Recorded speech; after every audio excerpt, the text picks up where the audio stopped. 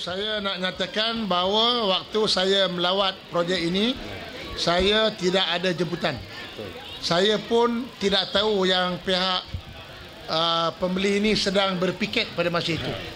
Pada masa itu, bulan Julai tahun 2010, saya pada situ ada lawatan rasmi ke Pasar Tani Taman Malawati. Tapi apabila saya dimaklumkan ada piket dan masalah rumah, saya telah di-hijack lah, dibawa oleh pemimpin di sini, Datuk Megat membawa saya. Dan saya pada masa itu datang tidak ada jemputan. Saya jemputan, tapi kerana simpati saya dengan masalah pembeli, saya janji saya akan bawa perkara masalah tersebut ke kabinet dan telah pun diselesaikan. Jadi benda ni dah sejak bulan Julai 2010. Dia Barisan Nasional ni nak tolong rakyat, dia bukan nak kira pilihan raya. Sebab Barisan Nasional sentiasa tolong rakyat, tak kira masa. Ada pilihan raya ke, tak ada pilihan raya ke, kita terus akan memberi pembelaan kepada rakyat.